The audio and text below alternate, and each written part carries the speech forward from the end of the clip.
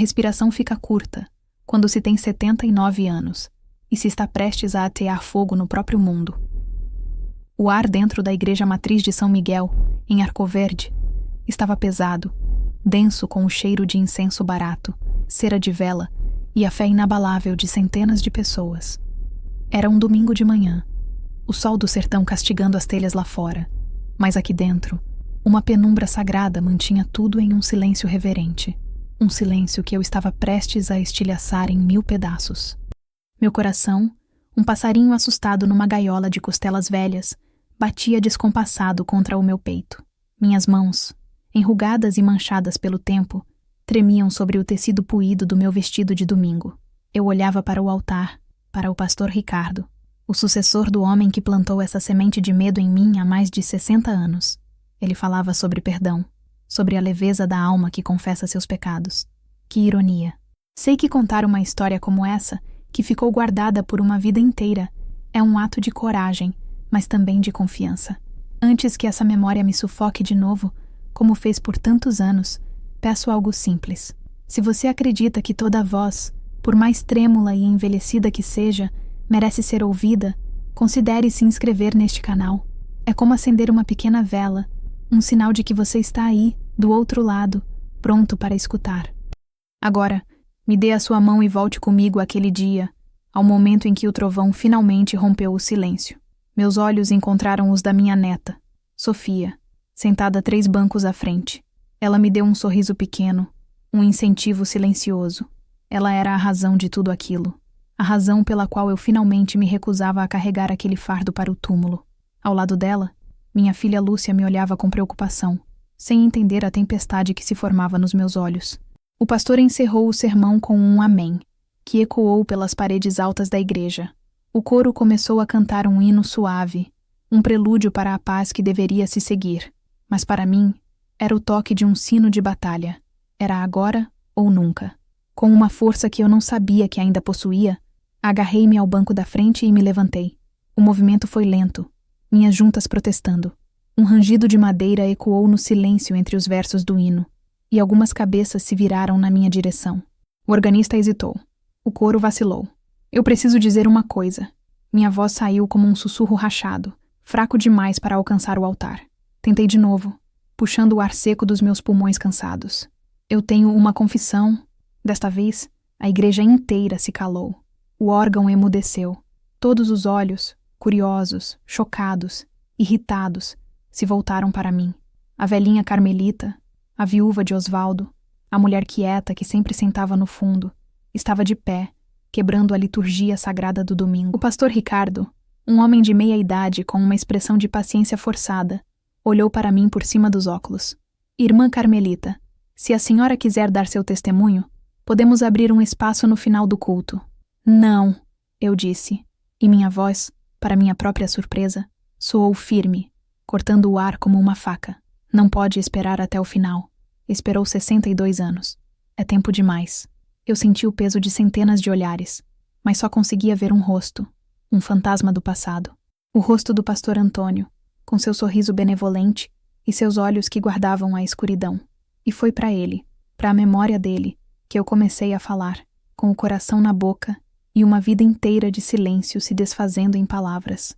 Meu nome é Carmelita Barbosa, e quando eu tinha 17 anos, nesta mesma igreja, o pastor me pediu para guardar um segredo que apodreceu a minha alma. Ibarana, para entender a mulher de 79 anos que se levantou na igreja, é preciso conhecer a menina de 17 que se ajoelhava nela. Arcoverde, em 1961, não era uma cidade. Era um mundo de poeira vermelha que grudava na pele, de um sol que parecia ter raiva da terra e de um céu tão azul que chegava a doer os olhos. A vida era ditada pelo sol e pela chuva, que quase nunca vinha, e para a minha família, era ditada pela fé.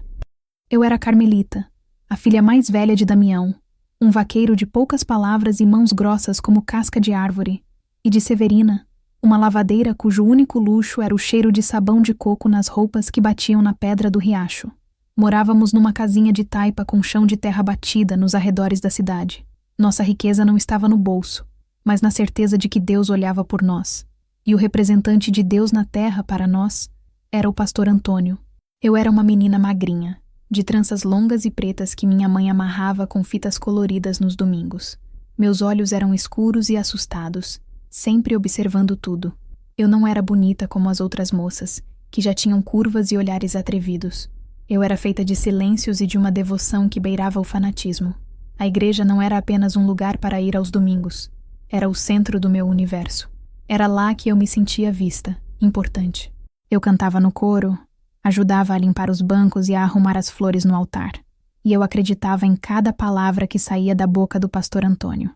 Ele era um homem imponente, alto, de cabelos grisalhos penteados para trás com brilhantina, e uma voz que parecia um trovão, capaz de fazer o mais cético dos homens se arrepiar.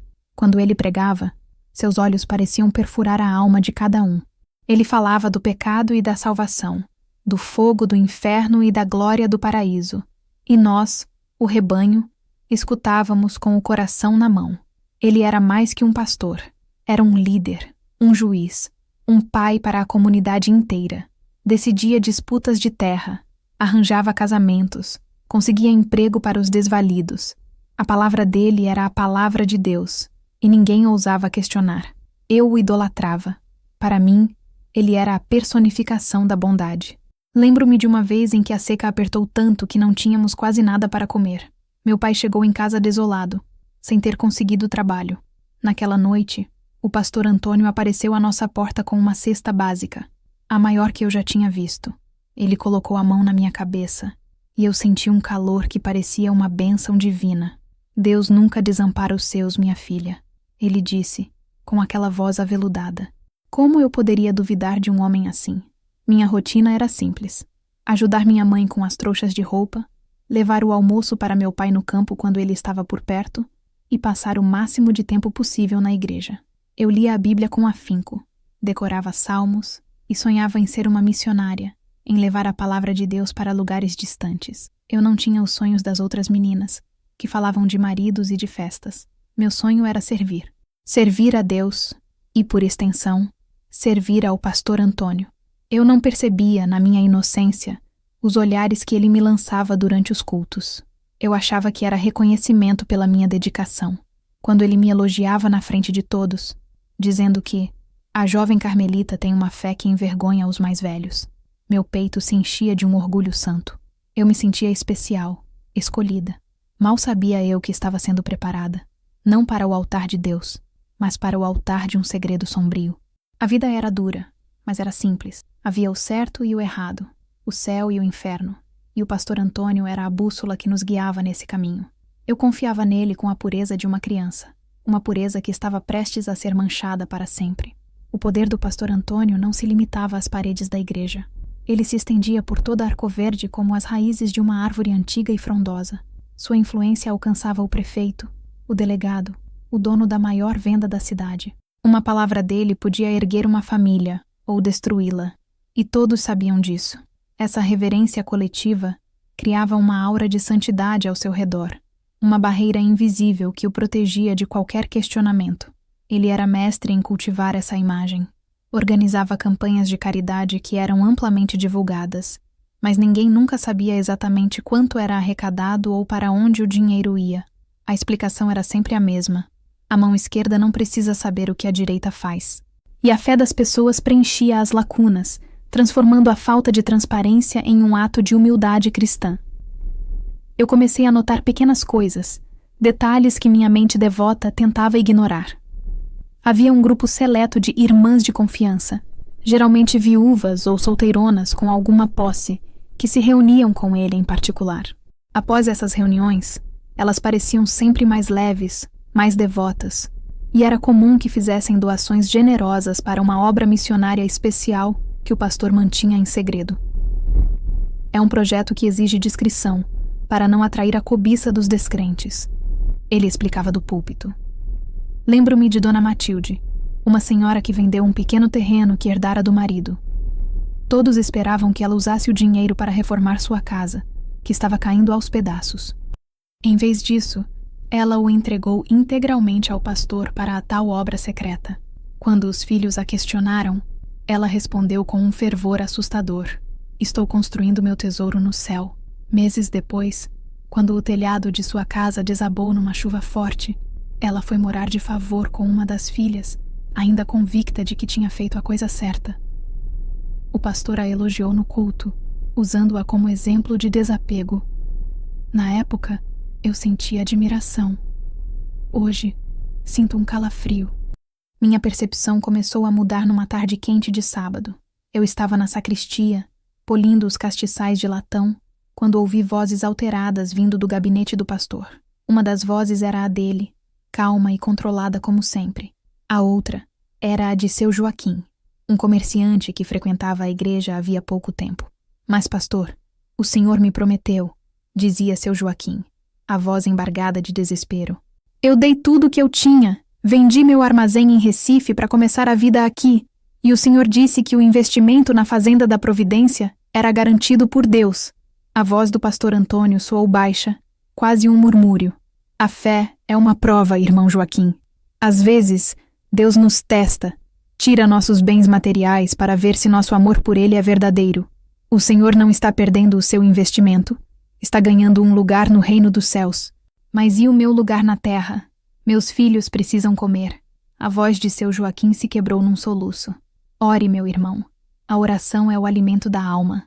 E não comente sobre isso com ninguém. A dúvida é uma semente do diabo. Espalhá-la é um pecado grave. A porta se abriu e seu Joaquim saiu, o rosto pálido, os ombros curvados como se carregasse o peso do mundo. Ele nem me viu ali. Poucas semanas depois, ele e sua família foram embora de Arcoverde, no meio da noite, sem se despedir de ninguém. No domingo seguinte, o pastor Antônio anunciou do púlpito que o irmão Joaquim, infelizmente, não teve a fé forte o suficiente para resistir às tentações do mundo e nos abandonou. A congregação balançou a cabeça em sinal de piedade, lamentando a fraqueza daquele homem. Eu, no entanto, não conseguia esquecer o som do seu choro. Pela primeira vez, uma rachadura fina como um fio de cabelo apareceu na minha imagem imaculada do pastor. Eu tentei remendá-la com orações, dizendo a mim mesma que não tinha entendido direito, que um homem de Deus como ele não poderia ser desonesto. Era mais fácil acreditar que seu Joaquim era fraco do que aceitar que o pilar da nossa comunidade era falho. Mas a semente da dúvida, uma vez plantada, é teimosa, e ela começou a germinar no escuro da minha mente. Foi numa terça-feira, 2 semanas depois do incidente com seu Joaquim, que o mundo como eu o conhecia começou a desmoronar. A tarde morria num espetáculo de cores laranja e roxo, e o calor finalmente dava uma trégua. Eu estava varrendo a entrada da igreja, como sempre fazia, sentindo a brisa fresca no rosto e o cheiro de jasmim que vinha do jardim da casa paroquial. Carmelita, a voz do pastor Antônio me fez dar um pulo. Ele estava parado na porta do seu gabinete, a silhueta escura contra a luz fraca que vinha de dentro. Sim, pastor, respondi, o coração já batendo um pouco mais rápido. Gostaria de conversar com você um instante. Venha, entre. Meu primeiro sentimento foi de orgulho. Ser chamada ao gabinete do pastor era uma honra. Significava que ele havia notado ainda mais a minha dedicação. Entrei, sentindo o cheiro familiar de livros velhos, madeira encerada e algo mais, um perfume adocicado que ele usava. O gabinete era sombrio, as paredes forradas de estantes com livros de capa de couro. Uma única lâmpada sobre a sua mesa de mogno lançava sombras longas e dançantes pelo cômodo. Ele me indicou uma cadeira de espaldar alto, em frente à sua. Sentei-me na beirada, as mãos juntas no colo, como uma aluna diante do diretor. Ele se sentou do outro lado da mesa, juntou as pontas dos dedos e me encarou com uma intensidade que me deixou desconfortável. O sorriso habitual não estava em seu rosto. Ele parecia sério, quase solene. Carmelita, ele começou, a voz baixa e grave. Eu tenho observado você, sua fé, sua devoção. Você é uma jovem especial. Não é como as outras, que só pensam em vaidades e namoros. Você tem um coração puro, um coração que busca a Deus. Corei, baixando os olhos. Obrigada, pastor. Eu só tento servir da melhor forma. E você serve. Mas eu acredito que Deus tem um propósito maior para você. Um teste para a sua lealdade. Nem todos são fortes o suficiente para passar por esses testes. Ele fez uma pausa, e eu senti um arrepio percorrer minha espinha. Você se considera forte, Carmelita? Eu acho que sim, pastor. Com a ajuda de Deus. Ele sorriu, Um sorriso que não alcançou seus olhos. Eu também acho. Ele se inclinou para a frente, e o cheiro do seu perfume ficou mais forte. Existem coisas neste mundo, minha filha, que não podem ser compreendidas pelos homens comuns. Obras que Deus me incumbe de realizar e que exigem o mais absoluto sigilo. São batalhas espirituais travadas nos bastidores, longe dos olhos do rebanho, para protegê-lo. Eu não estava entendendo nada, mas ouvia com a máxima atenção, tentando absorver cada palavra. Eu preciso de alguém de confiança inabalável, ele continuou. Alguém que entenda que a obediência a um homem de Deus é a obediência ao próprio Deus. Alguém que possa guardar um segredo, mesmo que ele pareça pesado. Um segredo que é, na verdade, uma bênção disfarçada. Ele abriu uma gaveta da mesa e tirou um livro de contabilidade, grande e de capa preta. Ele o abriu e o virou na minha direção. A página estava cheia de nomes e números. Reconheci alguns nomes. Dona Matilde, a viúva que vendeu o terreno. Seu Antero, um fazendeiro próspero e outros membros da igreja. Ao lado de cada nome, havia uma quantia em dinheiro, valores altíssimos para a nossa realidade. Esta é a contabilidade da obra missionária silenciosa, ele explicou. São doações que irmãos de grande fé fazem para um trabalho de evangelização em terras distantes, um trabalho que não pode ser divulgado. O dinheiro é sagrado e é usado para um propósito divino. Ele virou outra página. Nela, havia mais nomes e números, mas sob o título Despesas Administrativas. As cifras eram igualmente altas. Para que a obra de Deus avance, ele disse, agora quase num sussurro, são necessários alguns sacrifícios aqui na terra. Eu, como servo, preciso me dedicar integralmente. Preciso de recursos para manter a casa paroquial, para viajar e encontrar novos doadores, para manter a minha posição na comunidade e, assim, continuar a ter influência para o bem. Meu cérebro jovem e ingênuo tentava processar a informação. Ele estava dizendo que usava o dinheiro das doações para si mesmo? Não, não podia ser. O que eu preciso de você, Carmelita, ele disse, fechando o livro com um baque surdo, é que, a partir de hoje, você me ajude a cuidar destes registros. Mas mais do que isso, preciso do seu silêncio. Ninguém pode saber sobre este livro. Ninguém pode saber dos detalhes desta obra. É um fardo sagrado. Algumas pessoas de mente pequena, como aquele pobre irmão Joaquim, não entenderiam. Veriam maldade onde só existe o plano de Deus. Seu trabalho será me ajudar a manter a fé do povo intacta, protegendo-os de verdades que eles não estão preparados para suportar. Ele se levantou, contornou a mesa e parou ao lado da minha cadeira. Eu estava paralisada, uma mistura de confusão, medo e uma estranha sensação de importância. Ele colocou a mão no meu ombro. Não foi um toque paternal. Sua mão era pesada. Seus dedos apertaram meu ombro com uma força que me surpreendeu. Este será o nosso segredo, Carmelita, ele disse, a voz bem perto do meu ouvido. Uma prova da sua fé. Se você falar, estará traindo não a mim, mas a Deus. Estará destruindo a fé de toda esta comunidade. Você consegue carregar esse peso pela obra do Senhor? O toque dele era uma violação, uma marca de posse. Não era violento, mas era íntimo e controlador de uma forma que me deixou gelada por dentro. Eu, uma menina de 17 anos, encurralada pela figura mais poderosa do meu mundo, recebi uma ordem disfarçada de pedido. Minha idolatria se transformou em terror. Eu só consegui balançar a cabeça, incapaz de formular uma palavra. Eu sabia que podia contar com você, ele disse, soltando meu ombro e voltando para trás da mesa. Agora vá, e lembre-se, o silêncio é uma forma de oração.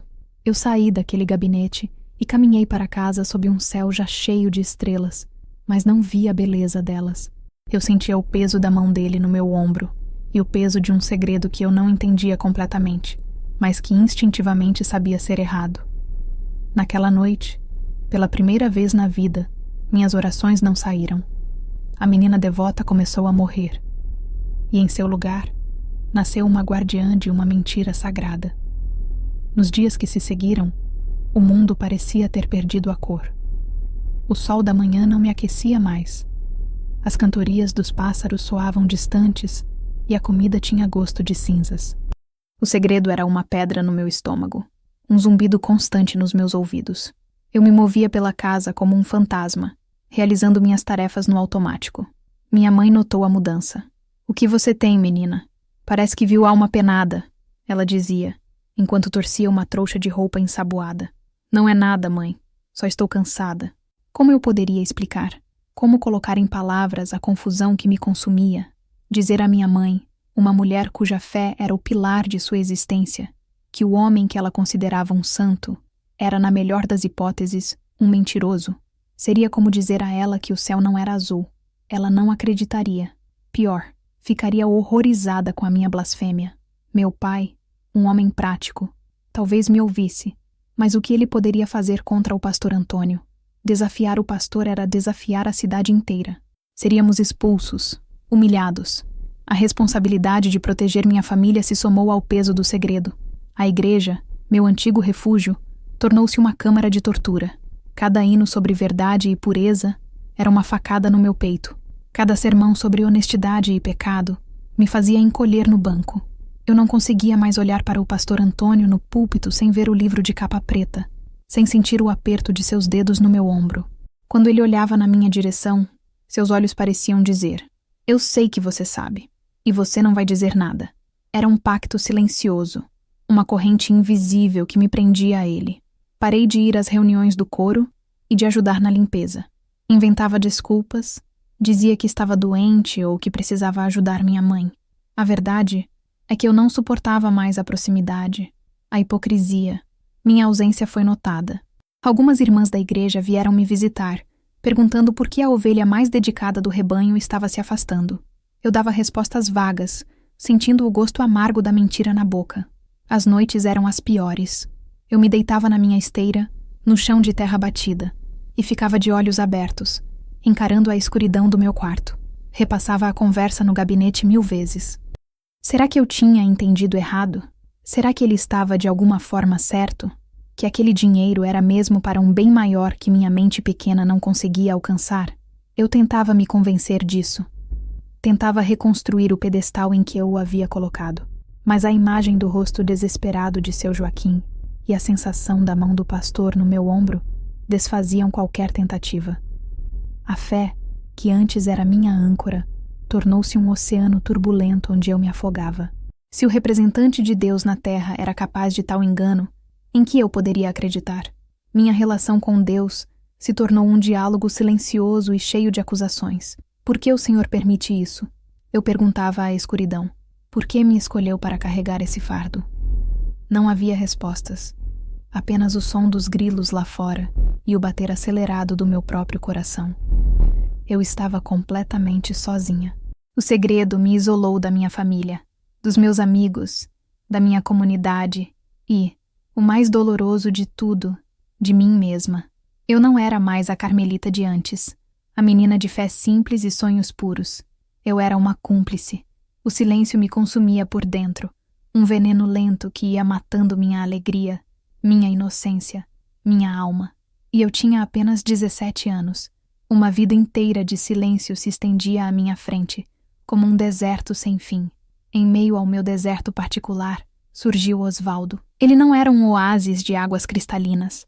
Era mais como uma rocha, sólida e sem adornos. Um pedreiro, vindo de uma cidade vizinha para trabalhar na construção do novo prédio da prefeitura. Eu o via passar em frente à minha casa todos os dias, a pele queimada de sol, as roupas sempre sujas de cimento e poeira, carregando suas ferramentas com uma dignidade silenciosa. Ele não era como os outros rapazes de Arcoverde, que viviam de conversa fiada na praça e olhares atrevidos para as moças. Osvaldo era um homem de poucas palavras e muito trabalho. Seus olhos eram sérios, e ele raramente sorria, mas quando o fazia, era um sorriso pequeno, quase tímido, que transformava seu rosto severo. Nosso primeiro encontro foi trivial. Eu estava voltando do riacho com uma bacia de roupas na cabeça quando tropecei numa pedra solta e quase caí. A bacia voou, e as roupas limpas se espalharam pelo chão empoeirado. Sentei-me no chão, as lágrimas de frustração brotando nos meus olhos. Era a gota d'água num mar de angústia. Foi quando o vi. Ele largou sua caixa de ferramentas e veio na minha direção. Sem dizer uma palavra, começou a juntar as roupas, sacudindo a poeira de cada peça com suas mãos grandes e calejadas. Eu o observava, envergonhada, murmurando agradecimentos. Não foi nada, ele disse, a voz rouca, não acostumada a conversas. Ele me estendeu a mão para me ajudar a levantar. A mão dele era áspera, mas firme. A senhora se machucou? Foi a primeira vez que um homem que não era da minha família me tocou com gentileza, sem segundas intenções. Eu balancei a cabeça. Meu nome é Osvaldo, ele disse, colocando a última peça de roupa na bacia. Eu sou Carmelita. Ele apenas assentiu, pegou suas ferramentas e seguiu seu caminho. Mas a partir daquele dia, quando passava pela minha casa, ele erguia a cabeça e me dava um breve aceno. Eu passei a esperar por aquele momento. Era uma pequena luz na minha escuridão. Osvaldo era o oposto do pastor Antônio. O pastor falava do céu, de coisas etéreas e invisíveis. Osvaldo falava da terra, de paredes que precisavam ser erguidas, de alicerces que precisavam ser fortes. Sua vida era concreta, palpável. Ele não prometia paraísos, apenas o trabalho duro de cada dia. E para mim, que vivia assombrada por um segredo construído com palavras santas e intenções profanas, a simplicidade de Osvaldo era um porto seguro. Ele começou a me esperar no final da tarde, quando eu voltava do riacho. Nossas conversas eram curtas, sobre o calor, o trabalho, a falta de chuva. Ele não tentava me impressionar, não fazia juras de amor. Apenas estava ali, uma presença constante e tranquilizadora. Um dia, ele me perguntou por que eu parecia sempre tão triste. Seus olhos são de quem carrega o mundo nas costas, ele disse, com uma franqueza que me desarmou. Eu não podia contar a ele o meu segredo, mas pela primeira vez, senti vontade de compartilhar meu fardo. São só preocupações da vida, respondi, evasiva. Ele não insistiu. Apenas ficou em silêncio por um momento e depois disse, às vezes, um fardo fica mais leve quando se tem alguém para ajudar a carregar, mesmo que seja só ficando do lado. Naquele momento, eu soube que ele era a minha fuga. Casar com Osvaldo não era um sonho de amor romântico, era uma necessidade de sobrevivência. Ele representava uma vida longe da igreja, longe do olhar vigilante do pastor Antônio. Uma vida de trabalho, de dificuldades, mas uma vida real, de tijolo e cimento, onde eu poderia talvez construir uma muralha ao redor do meu segredo e tentar esquecê-lo. Quando ele me pediu em casamento, alguns meses depois, de forma direta e sem rodeios, como tudo que ele fazia, eu aceitei sem hesitar. Minha mãe chorou de alegria. Meu pai deu sua bênção com um aperto de mão firme. Ninguém entendeu por que eu, a menina mais devota da cidade, escolhi um homem que mal punha os pés na igreja. Mas eu sabia. Eu não estava escolhendo um marido. Estava escolhendo uma trincheira para me esconder. Nosso casamento foi uma cerimônia simples na mesma igreja que se tornara minha prisão. O pastor Antônio nos abençoou, e eu senti um calafrio quando ele apertou minha mão, seus olhos me enviando uma mensagem silenciosa de que nosso pacto continuava, independentemente do meu novo estado civil. Osvaldo, ao meu lado, permaneceu impassível, desconfortável em seu terno emprestado, ansioso para que tudo aquilo acabasse logo. Fomos morar numa pequena casa que Osvaldo mesmo construiu nos fundos do terreno de seus pais. Era uma casa honesta, com paredes fortes e um cheiro constante de cimento fresco. Para mim, era uma fortaleza. A vida de casada me deu uma desculpa legítima para me afastar de vez da igreja. Eu tinha uma casa para cuidar, um marido para atender. Minhas obrigações eram outras agora, e eu me agarrei a elas com todas as minhas forças. Osvaldo era um bom homem, mas não era um homem fácil.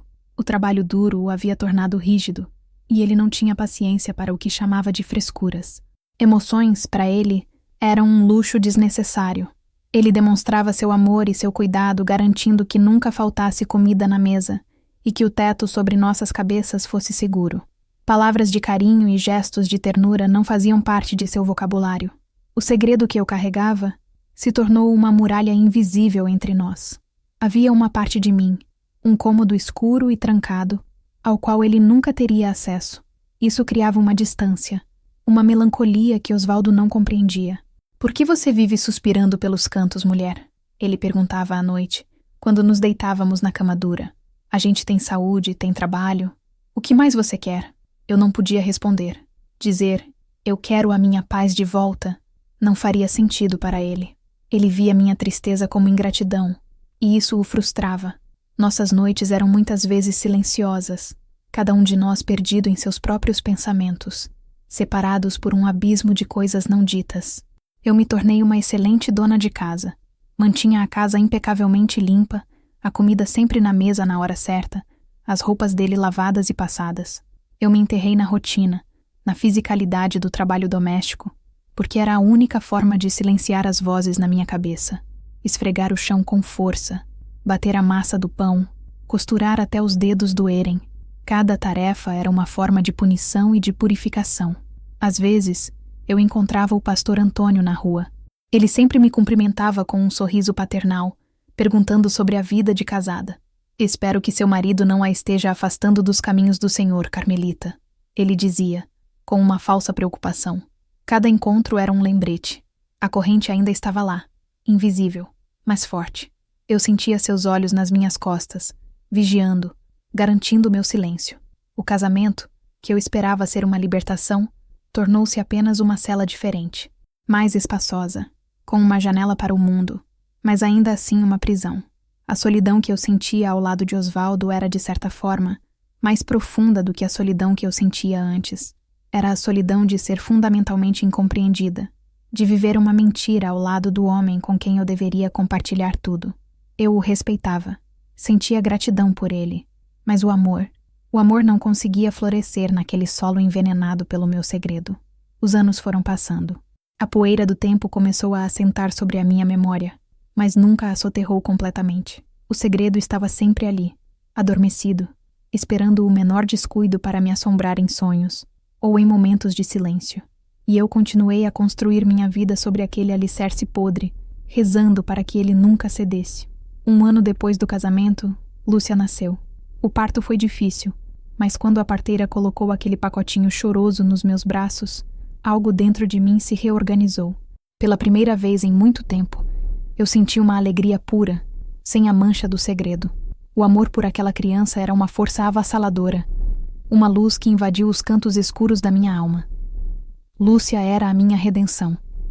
Eu olhava para seus olhinhos curiosos e jurava que a protegeria de todo o mal do mundo. E para mim, o mal tinha um rosto e um nome: Pastor Antônio. A maternidade não diminuiu meu medo. Pelo contrário, deu a ele um novo propósito. Agora eu não temia apenas por mim, mas por ela. A presença de uma criança em casa suavizou um pouco as arestas de Osvaldo. Ele não era um pai de brincadeiras e abraços, mas seus olhos brilhavam de um orgulho silencioso quando olhava para a filha. Ele trabalhava ainda mais, se é que era possível, para garantir que nada faltasse a ela. Lúcia se tornou o centro do nosso pequeno e complicado universo. Enquanto ela crescia, eu me tornei uma leoa. Vivia em estado de alerta constante. Eu a proibi de ir à escola dominical da igreja. Inventei que as aulas eram fracas, que eu mesma a ensinaria a ler a Bíblia em casa. Osvaldo não se importou, e a comunidade estranhou. Mas minha determinação era feroz. Eu não deixaria que ela caísse sob a influência daquele homem. Lúcia cresceu uma menina esperta e questionadora. Ela tinha a teimosia do pai e a minha sensibilidade. Uma combinação que a tornava, por vezes, difícil de lidar. Ela não se contentava com respostas simples. Mãe, por que a gente nunca vai na igreja direito? A professora disse que quem não vai para a igreja vai para o inferno. Ela me perguntou uma vez, quando tinha uns 7 anos. Meu coração gelou. Deus está em todo lugar, minha filha. Não só dentro daquelas paredes. A gente reza em casa, e isso é o que importa. Mas por que a senhora fica com essa cara esquisita toda vez que alguém fala do pastor Antônio? Ela insistiu. Eu não sabia que minha aversão era tão transparente. Tentei disfarçar. Não é nada, filha. Coisa de adulto. Mas ela sentia. As crianças têm um faro para as verdades não ditas. Ela sentia a tensão em mim, a sombra que pairava sobre a nossa família. E à medida que se tornava uma adolescente, essa sombra começou a criar um abismo entre nós. Minha superproteção a sufocava. Eu controlava suas amizades, seus horários, suas leituras. Meu medo de que ela se aproximasse daquele mundo me tornou uma mãe controladora e ansiosa. Lúcia, com o espírito livre da juventude, começou a se rebelar. A senhora não confia em mim, ela gritava durante nossas discussões. Vive me prendendo em casa como se o mundo fosse acabar. Todas as minhas amigas vão às festas da igreja, participam dos grupos de jovens. Por que eu não posso? Porque eu disse que não. Aquela gente não presta, eu respondia, o desespero tornando minha voz mais dura do que eu pretendia. Aquela gente é a sua gente, mãe. A senhora cresceu lá. O que eles te fizeram de tão terrível para a senhora ter tanto ódio? Eu me calava. Não podia contar. Contar significaria destruir a imagem que ela, apesar de tudo, ainda tinha da fé e da comunidade. Significaria expor minha própria fraqueza, minha cumplicidade silenciosa. Então eu me calava, e meu silêncio era interpretado por ela como autoritarismo, como falta de amor. Lúcia, na sua rebeldia, fez o oposto do que eu temia. Ela não se aproximou da igreja. Ela a rejeitou com veemência. Passou a ver a religião como uma ferramenta de opressão, de controle, a mesma que eu usava contra ela. Ela se tornou cética, crítica, e o abismo entre nós se aprofundou. Meu amor por ela era a coisa mais forte da minha vida, mas meu segredo era o veneno que contaminava nossa relação. Ao tentar protegê-la de um monstro, eu acabei me tornando um monstro para ela. A mãe que dizia não, sem explicar o porquê. A guardiã de uma prisão sem grades visíveis. Eu a amava tanto que a estava sufocando, e não sabia como parar. Os anos 70 e 80 chegaram a Arco Verde trazendo mudanças lentas, mas perceptíveis. A cidade cresceu, ganhou asfalto em algumas ruas, e a televisão começou a aparecer nas casas de quem podia pagar. Mas uma coisa permanecia imutável: o poder do pastor Antônio. Ele envelhecia, os cabelos completamente brancos, a voz talvez um pouco menos potente, mas seu controle sobre o rebanho continuava absoluto. Eu vivia numa bolha, focada na minha casa, em Osvaldo e em Lúcia. Mas mesmo na minha reclusão, os ecos do mundo lá fora chegavam até mim.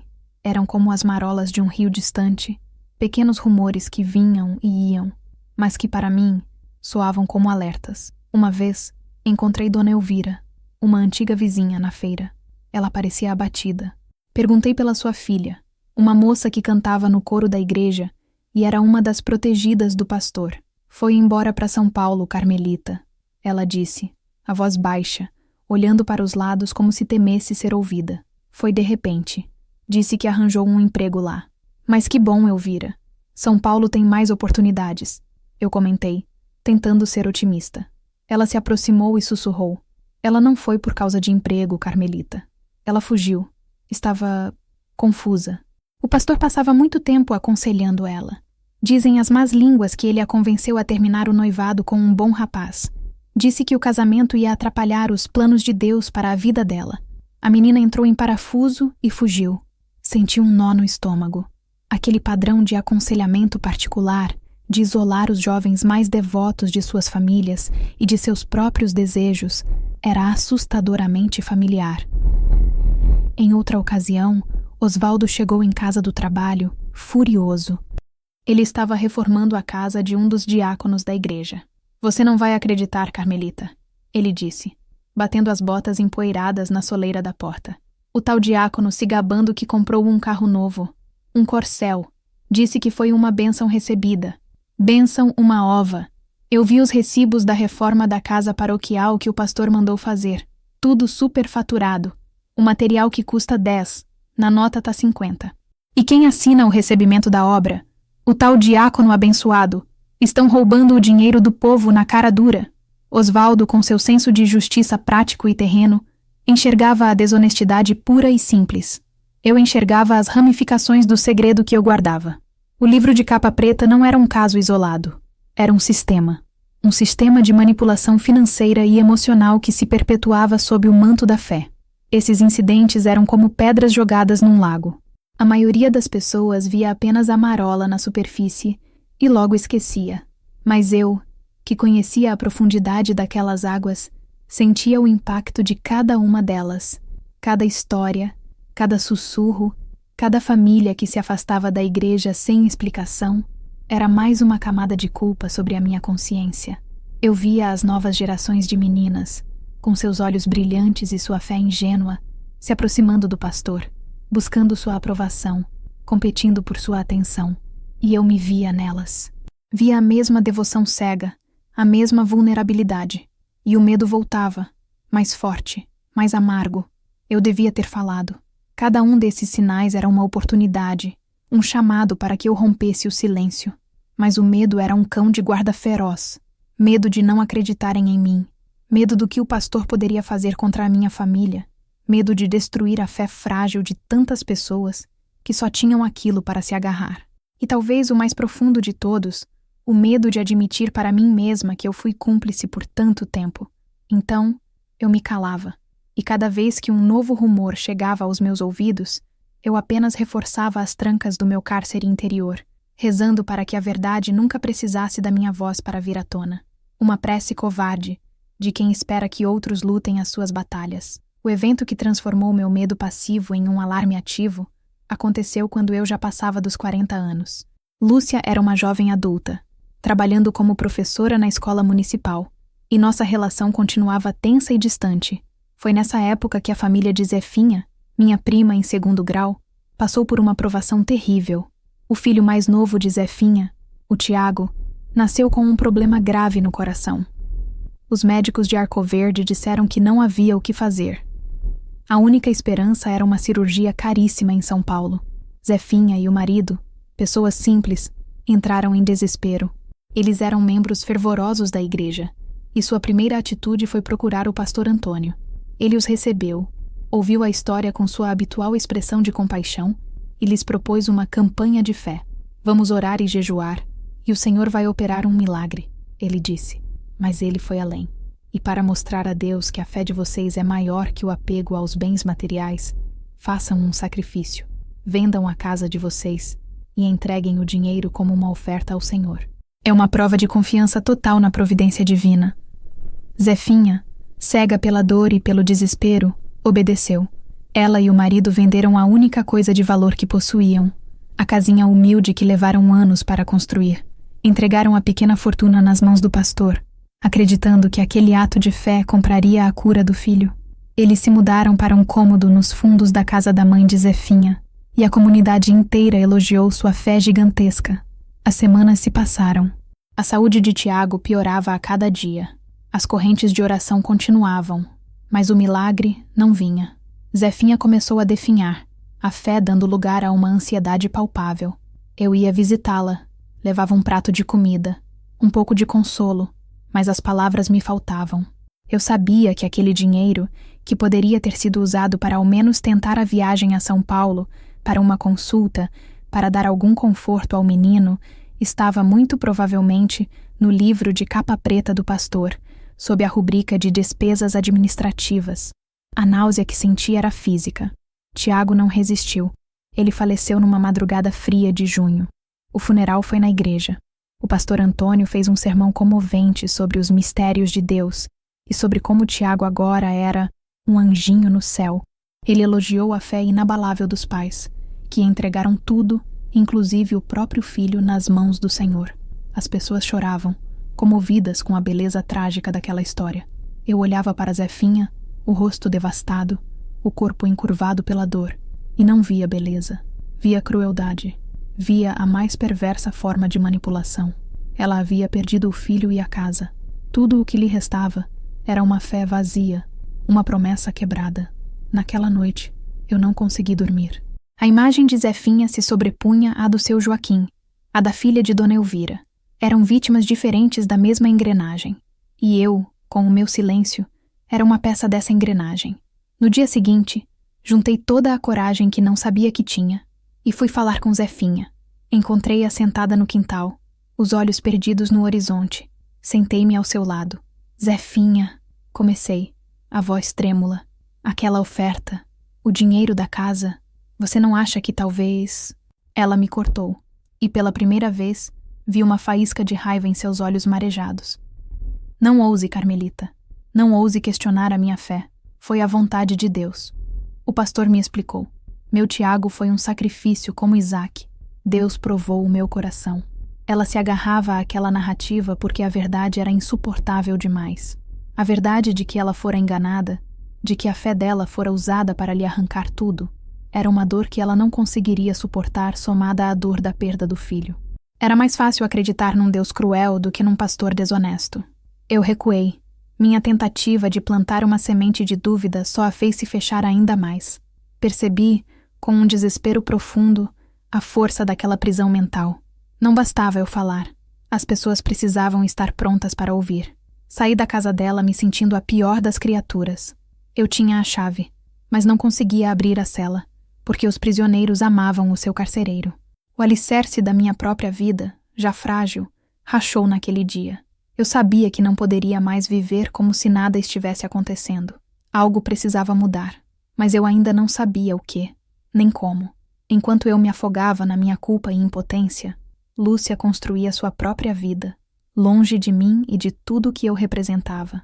Ela se formou no magistério, tornou-se uma professora respeitada e se casou com um homem bom, um agrônomo chamado Jorge, que a amava e respeitava sua independência. Eles eram um casal moderno, conversavam sobre tudo, tomavam decisões juntos. Tudo o que eu e Osvaldo nunca fomos. A rebelião de Lúcia contra a igreja havia se transformado numa rejeição calma, mas firme, de qualquer tipo de religião organizada. Ela não era ateia, dizia ter sua própria espiritualidade, mas via as instituições religiosas com uma desconfiança que era um espelho distorcido do meu medo. Eu não entendo como as pessoas podem entregar suas vidas, seu dinheiro, seu pensamento crítico a um homem que se diz porta-voz de Deus, ela me disse uma vez, durante um dos raros almoços de domingo em que o assunto veio à tona. É uma receita para o desastre. Eu apenas murmurei é complicado e mudei de assunto. Cada palavra dela era uma acusação indireta, uma flecha que acertava em cheio o meu segredo. Ela era inteligente, questionadora.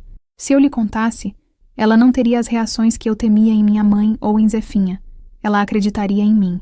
Mas o que viria depois? Eu imaginava o cenário. Lúcia, com sua fúria justa, querendo ir à polícia, querendo expor tudo. Ela não entenderia as complexidades, o medo que paralisou uma menina de 17 anos e uma mulher por décadas.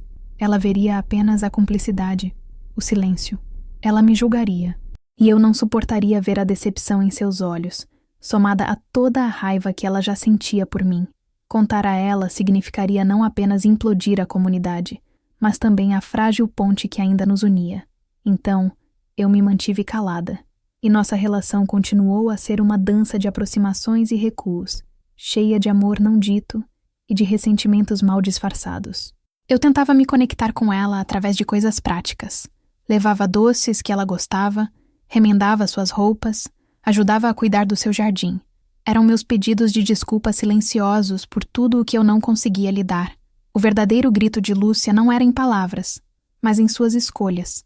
Ela vivia uma vida baseada na transparência e na honestidade, com seu marido, com seus amigos, em seu trabalho. Era como se, inconscientemente, ela estivesse tentando criar para si o oposto do mundo de segredos e meias-verdades em que sentia ter sido criada. Osvaldo adoeceu nessa época. Um câncer no pulmão, resultado de uma vida inteira fumando cigarros de palha. Foram meses difíceis. Eu cuidei dele com uma dedicação que surpreendeu a todos, inclusive a mim mesma. Não era amor romântico, era um senso de dever, de companheirismo forjado em décadas de convivência silenciosa. Em seu leito de morte, ele segurou minha mão. Suas mãos antes tão fortes, agora frágeis e trêmulas. Você foi uma boa mulher, Carmelita. Ele sussurrou, a voz um fiapo. Desculpe por não ter sido um homem melhor. Foi a coisa mais próxima de uma declaração de amor que ele já me disse. E eu chorei. Chorei pelo homem que ele foi, pelo marido que poderia ter sido, e pela esposa que eu nunca consegui ser para ele. Chorei pela solidão que compartilhamos sob o mesmo teto por tantos anos. Quando ele se foi, um vazio se instalou. A fortaleza que era o meu casamento tinha ruído. Agora, eu estava sozinha com meu segredo, sem a rotina de cuidar de Osvaldo para me distrair. O silêncio em casa era ensurdecedor, e foi nesse silêncio que a voz da minha consciência começou a gritar mais alto do que nunca. Lúcia e Jorge me deram a maior alegria da minha velhice. Minha neta, Sofia. Desde o momento em que a segurei pela primeira vez, tão pequena e indefesa, senti um amor que era ao mesmo tempo feroz e sereno. Era diferente do amor ansioso que eu sentira por Lúcia. Com Sofia, havia a sabedoria da idade, a calma de quem já viu muito da vida. Nela, eu via uma chance de recomeçar, de fazer diferente. Sofia era uma mistura perfeita dos pais. Tinha a inteligência e o espírito questionador da mãe, mas também a calma e a gentileza do pai. Era uma criança curiosa, de olhos grandes e brilhantes, que pareciam absorver o mundo, e para minha surpresa e deleite, ela se afeiçoou a mim de uma maneira especial. Enquanto Lúcia e Jorge trabalhavam, era eu quem cuidava de Sofia. Nossas tardes eram preenchidas com histórias que eu inventava, com bolos de fubá que assávamos juntas, com passeios pelo quintal para ver as formigas e as flores. Ela me fazia perguntas sobre tudo, sobre o meu passado, sobre as estrelas, sobre a vida. Com ela, eu me sentia leve, quase como a menina que eu fora antes do segredo. Eu contava a ela as histórias da Bíblia, mas não como doutrina, e sim como as fábulas que são. Histórias de coragem, de traição, de fé e de dúvida. Eu queria lhe dar as ferramentas para pensar, não as respostas prontas que me foram impostas. Lúcia observava nossa ligação com um misto de alegria e apreensão. Mãe, só não vai encher a cabeça dela com as coisas da igreja, por favor, ela pedia. Fique tranquila, minha filha. Estou apenas ensinando-a a ser uma boa pessoa, eu respondia. E era verdade. Minha fé havia se transformado. Eu não acreditava mais na instituição, nos homens que a comandavam, mas ainda acreditava em algo maior, numa força de bondade e justiça que existia muito além daquelas paredes. E era isso que eu tentava passar para Sofia. Sofia cresceu e se tornou uma adolescente vibrante e cheia de vida. Ela era popular na escola, tinha muitos amigos e um coração generoso. E foi então que a história começou a traçar um círculo perigoso, ameaçando se repetir. A igreja, sob o comando do pastor Antônio, que apesar da idade avançada ainda mantinha o pulso firme, havia se modernizado para atrair os jovens. Criaram um grupo de música, com violão e bateria, organizavam acampamentos e eventos sociais. Era o ponto de encontro da juventude de Arcoverde. E os amigos de Sofia estavam todos lá. Ela começou a me falar sobre o grupo, sobre as músicas, sobre a sensação de pertencimento que via nos amigos. Eu sentia um calafrio a cada menção. Vó, por que a gente é a única família da cidade que não vai na igreja? Ela me perguntou um dia, com a sinceridade desconcertante da juventude. Parece tão legal lá. Todo mundo se ajuda, eles fazem trabalhos voluntários. Não é só reza, sabe? Eu tentei argumentar. Usei as mesmas respostas vagas que dava a Lúcia, mas Sofia era diferente. Ela não se contentava. Mas por quê? Me dá um motivo de verdade. A mamãe fala que é porque ela não acredita, mas eu vejo a senhora rezando antes de dormir. A senhora acredita. Então, por que não vai? A pergunta dela me deixou sem saída. Eu não tinha um motivo de verdade que pudesse lhe dar, não sem desenterrar um fantasma que eu mantivera sepultado por 50 anos. E no meu silêncio, ela encontrou a permissão que procurava. Vó, eu vou com a Júlia no culto de jovens hoje à noite. Tudo bem? Sofia me disse aquilo numa tarde de sábado, enquanto me ajudava a catar feijão na cozinha. A pergunta era uma formalidade. Sua decisão já estava tomada. Meu coração deu um salto e depois pareceu parar. O medo, um animal adormecido por anos, despertou faminto e feroz. Sofia, eu não acho uma boa ideia. Comecei, tentando manter a voz calma. Por quê? Ela rebateu, já na defensiva. É só um culto. A gente vai ouvir música, encontrar os amigos. A mãe da Júlia vai levar e buscar. Não tem perigo nenhum. O perigo não estava na rua, minha neta. O perigo estava lá dentro. Mas como eu poderia explicar isso? Lúcia estava viajando a trabalho com Jorge e a responsabilidade por Sofia era minha naquele fim de semana. Eu me senti encurralada. Se eu a proibisse sem um bom motivo, só iria atiçar sua curiosidade e rebeldia, como fiz com Lúcia. Se eu a deixasse ir, a ideia era insuportável. Sua mãe não ia gostar. Tentei, um argumento fraco. A mamãe não ia gostar porque ela não gosta de igreja. Mas eu não sou ela. Eu quero conhecer, vó. Quero decidir por mim mesma. A senhora não me ensinou a ser assim? Ela usou minhas próprias lições contra mim. E tinha razão. Eu a criei para ser independente, para ter pensamento crítico. Como poderia, agora, lhe impor uma proibição cega? Com o coração pesado, eu cedi. Vá, mas tome cuidado. Cuidado com o quê, vó? Com os hinos? Ela riu, me deu um beijo estalado na bochecha e saiu saltitante. Naquela noite, eu não preguei o olho. Andava de um lado para o outro na casa silenciosa, o peito apertado de uma angústia que eu não sentia há décadas. Cada minuto que ela passava naquele lugar era uma tortura para mim. Eu imaginava o pastor Antônio, agora um ancião. mas com os mesmos olhos manipuladores, fixando-se nela. Via-o encantando-a com sua voz de trovão, identificando nela a mesma pureza, a mesma sede de pertencimento que eu tivera. Quando Sofia voltou, perto das 10 da noite, seus olhos brilhavam. Vó, foi incrível, ela disse, jogando a bolsa no sofá. A música é linda, as pessoas são tão legais, e o pastor Antônio, nossa, ele é uma figura. Ele falou comigo depois do culto. Disse que sentiu uma presença especial em mim. Ele é tão sábio, vó. As palavras dela foram como facas cravadas no meu peito. Presença especial. Era a mesma isca, o mesmo veneno adocicado. O círculo estava se fechando. E minha neta, a pessoa que eu mais amava no mundo, estava caminhando direto para o centro dele. Nas semanas seguintes, a frequência de Sofia na igreja aumentou. Do culto de jovens, ela passou a ir aos cultos de domingo. Ela se juntou ao grupo de louvor. Estava completamente encantada. Lúcia voltou de viagem e ficou furiosa, mas as discussões entre mãe e filha só serviram para empurrar Sofia ainda mais para os braços acolhedores da comunidade da igreja. Para ela, a igreja era um refúgio da incompreensão da mãe. Eu assistia a tudo em um silêncio aterrorizado.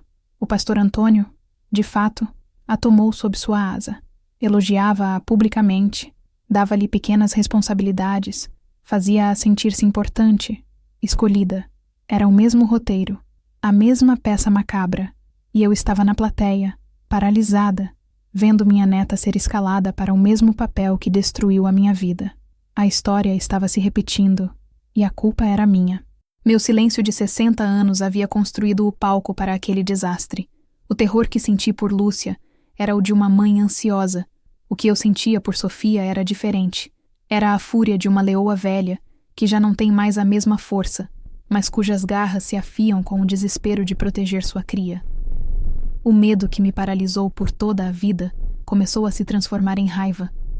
Uma raiva fria e cortante. Raiva do pastor Antônio, por sua crueldade perene. Raiva da comunidade, por sua cegueira conveniente. E, acima de tudo, raiva de mim mesma, pela minha covardia. Eu comecei a observar.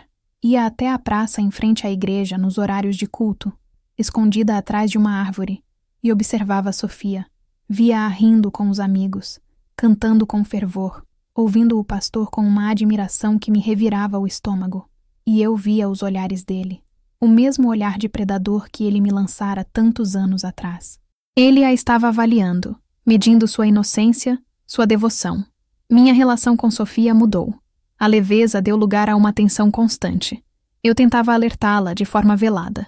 Minha filha, tenha cuidado com as pessoas que se dizem muito santas. Eu dizia. Vó, o que a senhora tem contra o pastor? Ele é um homem de Deus. Todo mundo diz. Nem tudo que reluz é ouro, Sofia. Às vezes, as sombras mais escuras se escondem nos lugares mais iluminados. Minhas metáforas e provérbios não a alcançavam. Para ela, eu era apenas uma avó velha e desconfiada, talvez um pouco amarga pela vida. Ela não conseguia ver o perigo porque eu me recusava a nomeá-lo. Lúcia, por sua vez, lutava sua própria batalha. Ela confrontava Sofia diretamente, o que só piorava a situação. Eu não entendo essa sua obsessão, Lúcia gritou para a filha um dia, e eu ouvi da cozinha. Você está sendo manipulada, não percebe? Manipulada? Pelo menos lá as pessoas me ouvem, me valorizam, não ficam me tratando como uma criança idiota como você faz. Sofia respondeu, batendo a porta do quarto. Lúcia veio até mim, os olhos cheios de lágrimas de frustração. Eu não sei mais o que fazer, mãe. Parece que estou perdendo a minha filha para essa gente. E a senhora não me ajuda. Fica aí quieta com seus segredos. Às vezes eu acho que a senhora sabe de alguma coisa que aconteceu no passado que te fez odiar tanto aquele lugar. Mas você nunca fala. O grito dela foi o estopim. Você nunca fala. A acusação que eu ouvira a vida inteira. Da minha consciência, de Osvaldo, de Lúcia, de Sofia. O meu silêncio não era um escudo. Era uma arma que feria as pessoas que eu mais amava. Naquela noite, o passado me assaltou com uma violência que eu não experimentava há anos. Eu não dormi. Fiquei sentada na minha poltrona, no escuro, enquanto as cenas da minha vida passavam diante dos meus olhos. O gabinete do pastor, o toque da sua mão, o choro de seu Joaquim, a dor de Zefinha, a rebeldia de Lúcia. Eram os fantasmas gerados pelo meu medo. E então, eu vi o rosto de Sofia, sorrindo, confiante, caminhando para a mesma armadilha. E a raiva finalmente venceu o medo. A leoa ferida decidiu que, se fosse para morrer, morreria lutando. Não por mim. Eu já não tinha muito a perder, mas por ela. Pela menina que me devolveu a alegria de viver.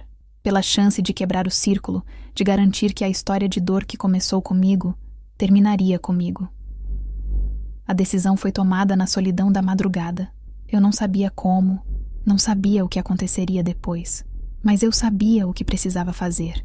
Eu precisava falar, precisava transformar 60 anos de silêncio num único e retumbante grito de verdade. A decisão de falar foi como abrir uma comporta. Uma torrente de memórias, medos e cenários possíveis inundou minha mente, me roubando o sono e a paz. As noites se tornaram um tribunal, onde eu era ao mesmo tempo a ré, a promotora e a juíza. A promotora em mim era implacável. Você foi fraca, ela dizia. Você permitiu que o mal florescesse por décadas, viu pessoas sofrerem e se calou. Seu silêncio foi um pecado de omissão, tão grave quanto os pecados de comissão dele. As imagens de Zefinha e de tantos outros desfilavam diante de mim, rostos me acusando. A ré, a menina assustada de 17 anos dentro de mim, tentava se defender. Eu era uma criança. Ele era Deus na terra. O que eu poderia ter feito? Ninguém acreditaria em mim. Eu teria destruído a minha família. Mas a juíza, a mulher de 79 anos forjada pela vida, era pragmática. O passado não pode ser mudado. A questão é, o que você vai fazer agora? Eu passava horas ensaiando o que diria. As palavras se embaralhavam na minha boca. Às vezes, a coragem me abandonava, e o medo antigo voltava com força total. E se todos rissem de mim? E se me chamassem de louca, de uma velha senil e amarga? O pastor Antônio era uma instituição. Eu era apenas Carmelita, a viúva de Osvaldo. Em uma dessas noites, levantei-me e fui até o velho baú de madeira onde guardo minhas recordações. Remexi em fotos amareladas, em retalhos de tecido, até encontrar o que procurava: meu vestido de noiva. Um vestido simples, de algodão branco, que eu mesma costurei. Ao tocá-lo, lembrei-me da esperança que senti naquele dia. A esperança de uma nova vida, de uma fuga. Uma esperança que se revelou uma ilusão. O segredo tinha vindo comigo, escondido nas dobras do vestido, na bagagem da minha alma. Argumentei com Deus, com o Deus da minha infância, que parecia ter me abandonado naquele gabinete há tanto tempo. Onde o Senhor estava? Eu sussurrava na escuridão do meu quarto. Por que me deu um fardo maior do que eu podia carregar?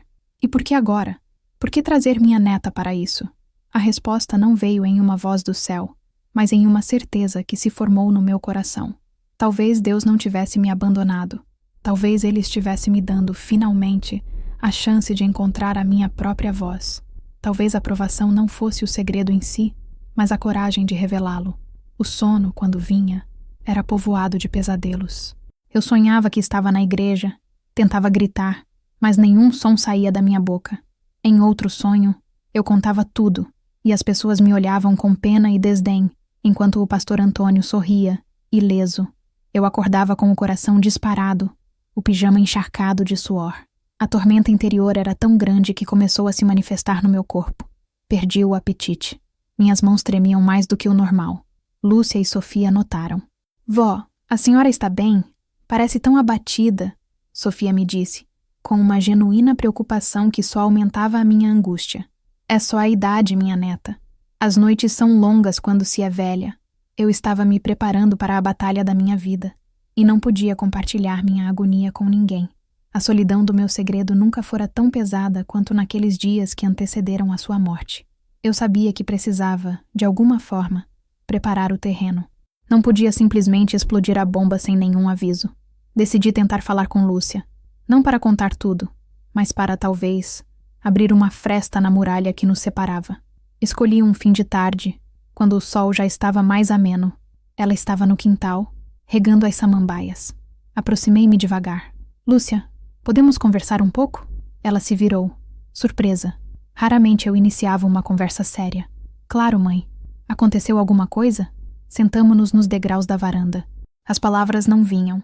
Eu torcia um lenço nas mãos. O mesmo tique nervoso da minha juventude.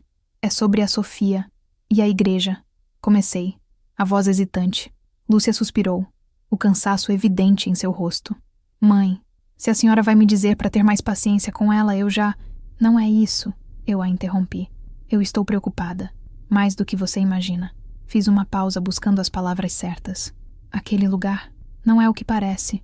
O pastor Antônio, ele não é o homem que todos pensam que ele é. Lúcia me olhou com uma nova intensidade. O que a senhora quer dizer com isso? Ele te fez alguma coisa? No passado? Meu coração disparou. Era a chance.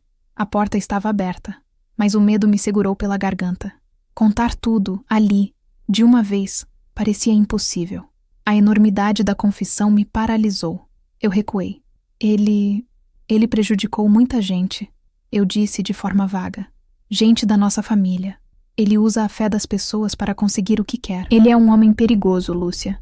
Especialmente para meninas jovens e cheias de fé, como a Sofia é agora, e como eu fui um dia.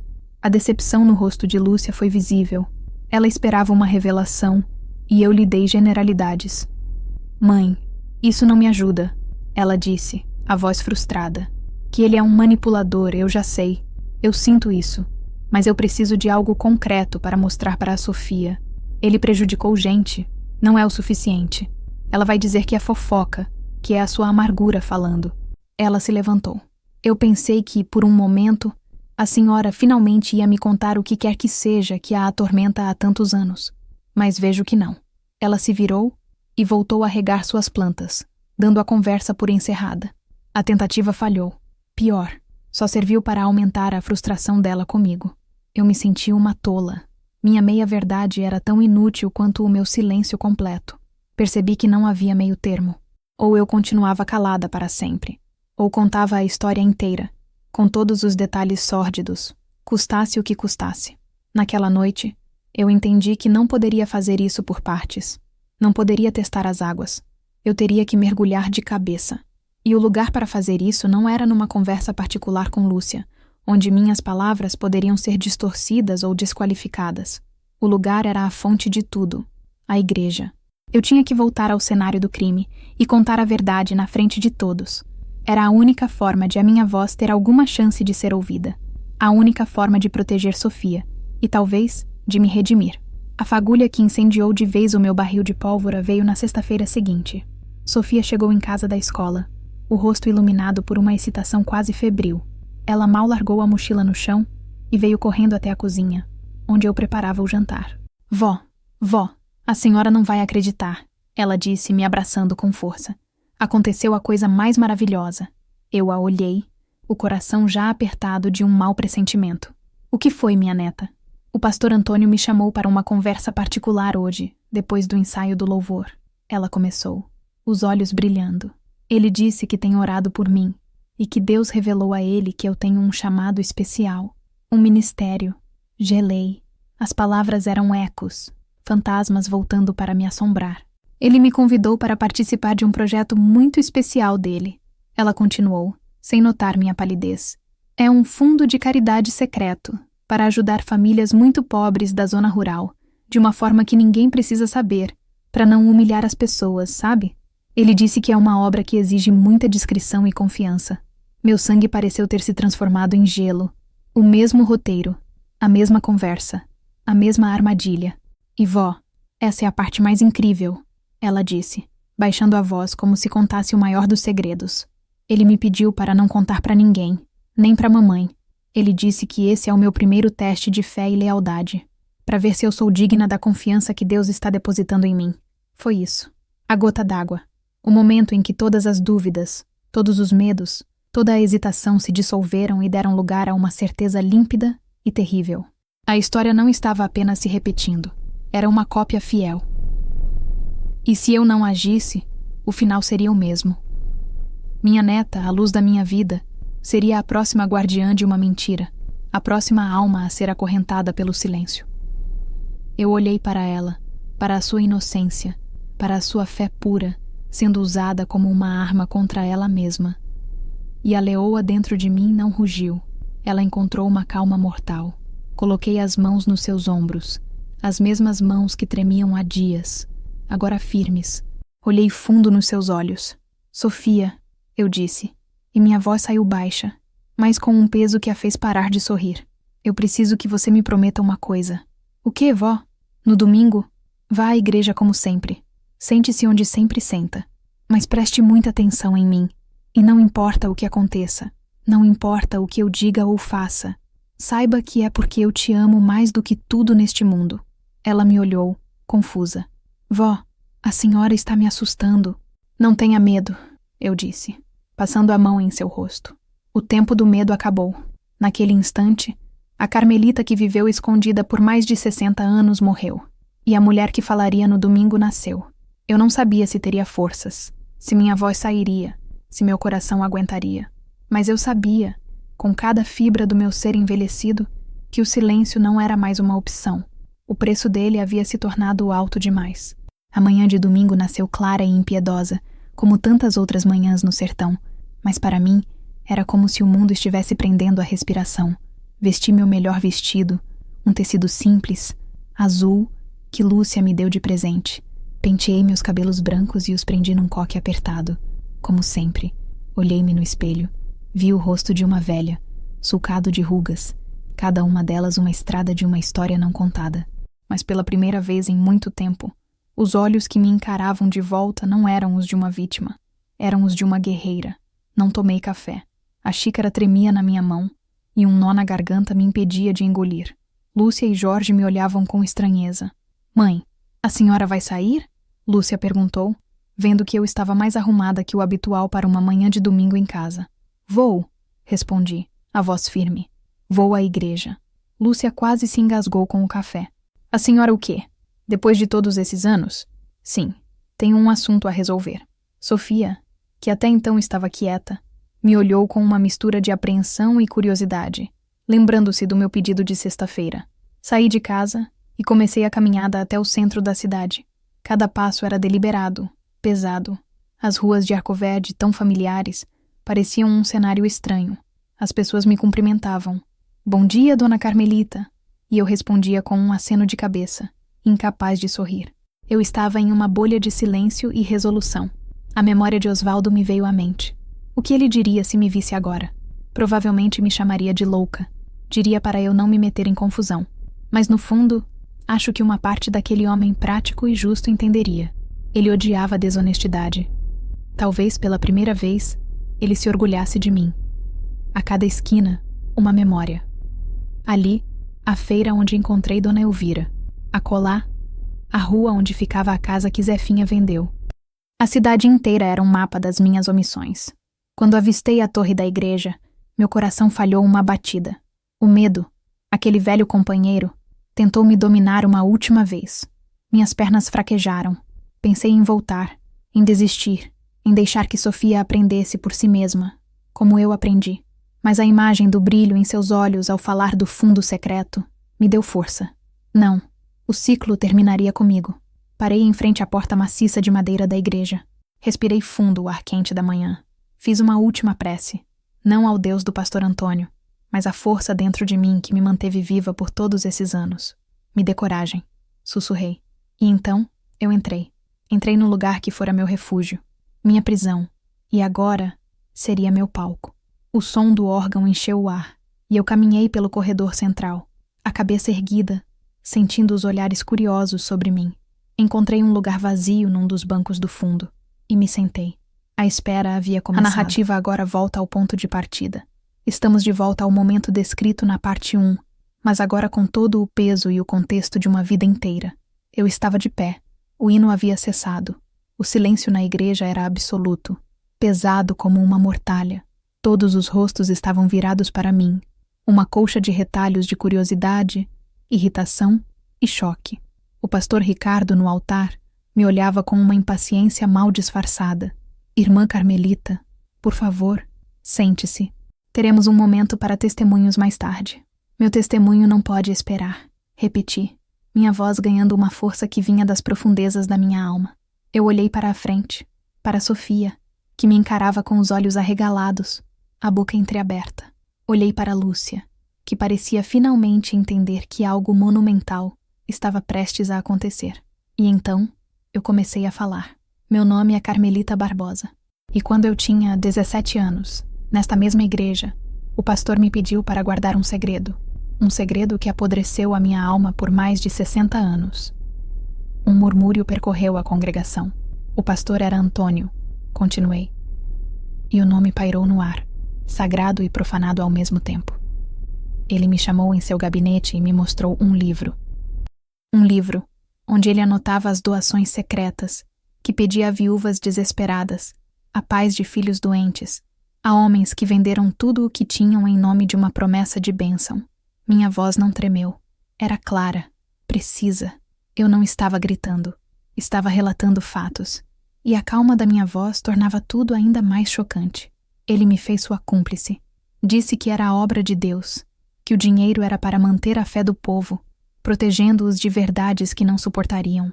A verdade é que o dinheiro era para ele, para suas viagens, para suas reformas, para o carro novo do diácono, para manter seu poder sobre todos nós. Eu contei a história de seu Joaquim, sem citar o nome, mas todos os mais velhos sabiam de quem eu falava. Contei a história de Zefinha, do filho que morreu esperando um milagre enquanto o dinheiro da casa que poderia tê-lo ajudado engordava a conta do pastor. Ele não roubou apenas dinheiro. Minha voz se elevou, cheia de uma dor que era de todas as mulheres ali. Ele roubou nossa esperança. Ele usou o nome de Deus para manipular, para controlar, para nos acorrentar com o medo. Ele me tocou, não com violência, mas com posse, e me selou com um segredo, dizendo que meu silêncio era uma prova de fé. O silêncio na igreja agora era de puro assombro. Vi o pastor Antônio, sentado na primeira fila, um ancião frágil em seu terno, tentar se levantar, o rosto vermelho de fúria. É mentira, ele grasnou, a voz um eco fraco de seu antigo poder. É o diabo usando a boca de uma velha senil e amarga. Algumas pessoas gritaram amém, por puro reflexo, mas a maioria permaneceu em silêncio, os olhos indo dele para mim. Eu fui senil a vida inteira por ter me calado, respondi, olhando diretamente para ele. Eu fui amarga porque o seu segredo era um veneno que eu bebia todo dia, mas hoje não mais. Eu me calei por medo, por vergonha, para proteger minha família. Mas agora ele está tentando fazer com a minha neta o mesmo que fez comigo. Apontei para Sofia.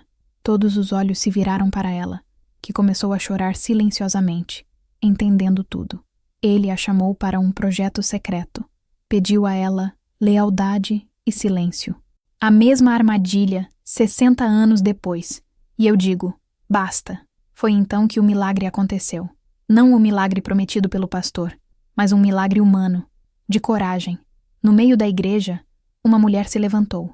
Era Elvira, a mãe da moça que fugiu para São Paulo. Com a voz trêmula, ela disse, é verdade, ele fez minha filha terminar o noivado. Ele a confundiu tanto que ela teve que fugir para não enlouquecer. Então, um homem mais velho, no fundo, levantou-se. Meu pai perdeu um terreno para o pastor, numa doação que nunca foi explicada. E outra voz. E mais outra. Eram sussurros que se tornavam vozes. Histórias de manipulação financeira, de pressão psicológica, de famílias desfeitas. A represa havia se rompido. A verdade, contida por tanto tempo, inundou a igreja com uma força devastadora. O pastor Antônio ficou pálido, encolhido em seu banco. O pastor Ricardo, no altar, estava sem palavras, o rosto uma máscara de choque. Eu olhei para a minha família.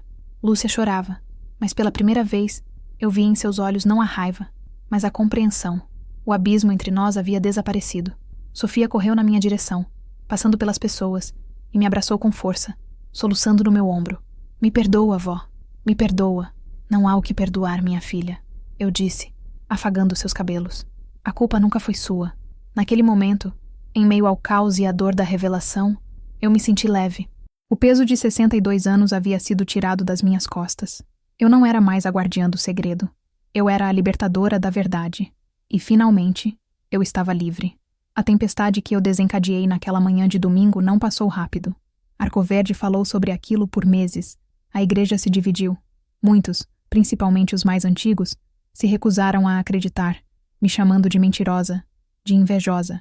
Outros, cujas famílias haviam sido vítimas silenciosas por anos, me procuraram para agradecer, para contar suas próprias histórias. A verdade, uma vez liberta, tem uma força contagiante. O pastor Antônio se recolheu. Nunca mais pregou. Envelheceu rapidamente, consumido pela vergonha e pela perda do poder que fora o ar que respirava. A instituição, para se proteger, o afastou e iniciou uma investigação interna. Não sei o que deu, nem me importei. Minha batalha não era por punição, era por libertação. O mais importante foi o que aconteceu dentro da minha própria casa. A muralha entre mim e Lúcia desmoronou. Nós conversamos por horas, dias. Eu contei tudo, cada detalhe, cada medo, cada vergonha. Ela me ouviu sem julgar, chorou comigo, me abraçou e pediu perdão por não ter entendido a minha dor. Eu não soube ver, mãe. Me desculpe por todas as vezes que te chamei de amarga, de controladora. Você não estava me prendendo, estava me protegendo. Aquelas palavras curaram feridas que eu nem sabia que ainda sangravam. Sofia, por sua vez, aprendeu uma lição dura, mas valiosa, sobre a natureza humana e a fé cega. Ela se afastou da igreja, mas não de Deus. Sua fé se tornou algo mais pessoal, mais forte, construído sobre a verdade e não sobre a ilusão. Nossa ligação, que sempre fora forte, tornou-se indestrutível. Hoje, com meus quase 80 anos, caminho pelas ruas de Arcoverde de cabeça erguida. Alguns ainda viram o rosto, cochicham quando eu passo. Outros me cumprimentam com um respeito novo nos olhos. Eu não sou mais apenas a viúva de Osvaldo ou a mãe de Lúcia. Eu sou Carmelita, a mulher que falou. Aprendi que segredos impostos pelo poder não são sagrados, são correntes, e que nunca é tarde demais para quebrá-las. A liberdade não tem idade. A coragem pode florescer até no mais seco dos solos, mesmo que leve uma vida inteira para isso. Minha história está contada. Sei que não é a única. Existem inúmeras outras, sussurradas em cozinhas, guardadas em corações silenciosos. Talvez, ao compartilhar a minha, eu tenha ajudado outra voz a encontrar sua força, outra pessoa a perceber que não está sozinha. Se esta jornada de uma vida inteira de silêncio e um único momento de verdade tocou você de alguma forma, me diga nos comentários. Deixe um like para que mais pessoas possam ouvir. E se ainda não o fez, inscreva-se no canal. Não por mim, mas pela crença de que toda história merece ser contada e toda corrente merece ser quebrada. Obrigada por me ouvir.